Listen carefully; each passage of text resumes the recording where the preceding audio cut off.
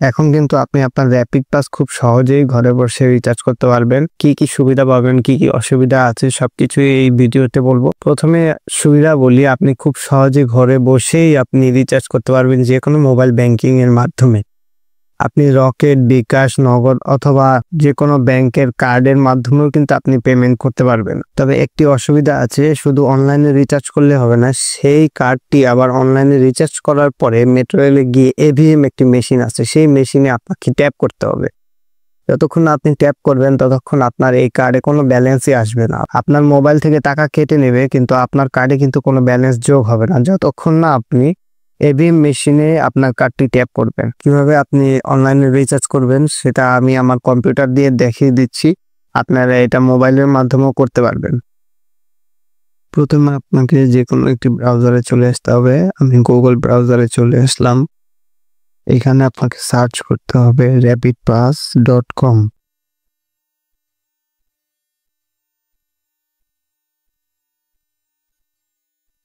আমাদের প্রথমে যে ওয়েবসাইটটি আসবে এই ওয়েবসাইটে চলে যাবেন।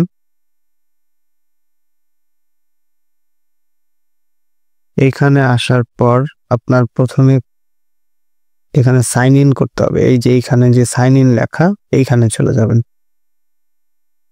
এইখানে আসলে আপনি আপনার ফোন নাম্বার এবং ইমেল যে কোনো একটি, আপনি ফোন নাম্বার দিয়ে লগ ইন করে থাকলে ফোন নাম্বার দিবেন, ইমেল দিয়ে থাকলে ইমেল দিবেন। এখানে আমরা আমাদের ফোন নাম্বারটা দিয়ে দিব। এখানে আমাদের কার্ড এবং কয়টি কার্ড আছে এবং কত টাকা আছে সবকিছু এখানে দেখাচ্ছে। তো এখন যদি আমি রিচার্জ করতে যাই, দেখেন পাশে এখানে ড্যাশবোর্ড, রিচার্জ ট্রানজ্যাকশন, কার্ড রি-ইস্যু আবেদন, ব্লক লিস্ট, অপসারণ, মতামত, পরামর্শ সবকিছু এখানে আছে। যদি রিচার্জ করতে চান তাহলে এই যে এখানে রিচার্জ অপশন আছে, অথবা এই যে এখানে যে রিচার্জ অপশন এইখানে আপনি ক্লিক করবেন।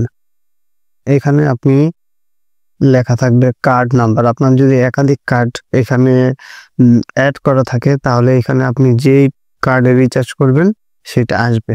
এখানে যেহেতু আমার একটা কার্ড সেহেতু আমি একটাই নাম্বার আসতেছে, এখানে আমি ক্লিক করে দেব। এই যে আমার কার্ড আর আমার নাম আসছে। এখন আমি কত টাকা রিচার্জ করতে চাই এখানে আমি সিলেক্ট করতে পারবো। আপনারা 100 টাকা, সর্বনিম্ন 100 টাকা রিচার্জ করতে পারবেন, এখানে 100 টাকা দেওয়া আছে। আর অন্যান্যটি দিলে আপনি এখানে অন্য বিভিন্ন অ্যামাউন্টে বসাতে পারবেন, তবে 100 টাকার নিচে রিচার্জ করা যায় না। যে আমরা যদি অন্যান্য দিই, এখানে পছন্দ মতো পরিমাণ লিখুন, 100 থেকে 5000, সর্বোচ্চ 5000 টাকা আপনি অনলাইনে রিচার্জ করতে পারবেন। এছাড়া আপনি এখানে ভিসা কার্ড, মাস্টার কার্ড, বিভিন্ন অনলাইন ব্যাংকিং এখানে আপনি করতে পারবেন। উপায়, রকেট, বিকাশ, নগদ যতগুলো আপনার মোবাইল ব্যাংকিং আছে কার্ডের সব কিছু দিয়ে আপনি রিচার্জ করতে পারবেন। এখানে আমি 100 টাকা দিয়ে দেব। এখানে আমাকে এই যে দেখাচ্ছে রিচার্জের পরিমাণ 100 টাকা, গেটওয়ে ফি। আপনি রিচার্জ করতে হলে প্রতি 1000-এ 8 টাকা চার্জ দিতে হবে। তা শুধুমাত্র অনলাইনের ক্ষেত্রে। আপনি যদি মেট্রো স্টেশনে রিচার্জ করেন তাহলে কোনো চার্জ লাগবে না, তবে আপনি যদি ঘরে বসে অনলাইনে রিচার্জ করেন এখানে আপনাকে প্রতি 1000-এ 8 টাকা দিতে হবে। এখানে যেহেতু আমি 100 টাকা দিচ্ছি, আমাকে 30 পয়সা চার্জ দিতে হবে। এখানে পরিশোধ করুনে ট্যাপ করলে আপনাকে এইরকম একটা ইন্টারফেসে নিয়ে আসবে। আপনি এখান থেকে net banking, mobile banking, card যে কোনো সিস্টেমে আপনি রিচার্জ করতে পারেন।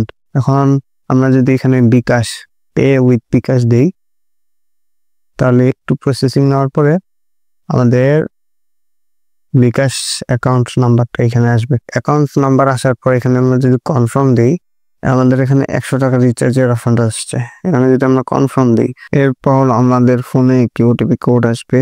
সেই কোডটি যদি আমরা এখানে দিয়ে দিই তাহলে আমাদের ভেরিফিকেশন সাকসেসফুল হয়ে যাবে। এরপর আমরা এখানে বিকাশ পিন দিয়ে দিব। বিকাশ পিন দিয়ে পরে এখানে আমাদের ভেরিফিকেশন সাকসেসফুল আরেকবার লেখা আসবে। এরপর দেখুন এখানে লেখা আসবে যে পেমেন্ট সফল হয়েছে। এখন এটা আপনার কার্ডের সাথে সাথে যোগ হবে না যতক্ষণ না আপনি মেট্রো রেলে এভিএম মেশিনে কার্ডটি পাঞ্চ না করবেন ততক্ষণ আপনার কার্ডে কোনো ধরনের ব্যালেন্স আসবে না। আপনাদেরকে অনলাইন রিচার্জ করার পরে মেট্রো রেলে গিয়ে এভিএম একটি মেশিন আছে, এই মেশিনে আপনি আপনার কার্ডটি পাঞ্চ করতে হবে, তাহলে আপনার কার্ডের মধ্যে আপনার ব্যালেন্সটি চলে আসবে।